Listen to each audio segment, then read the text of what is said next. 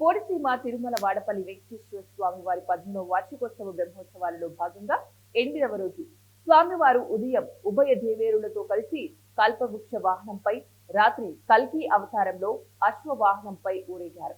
ఉదయం విశ్వక్సేన పూజ, పుణ్యహావచనము, పంచామృత మండపాధారణ జరిపించారు.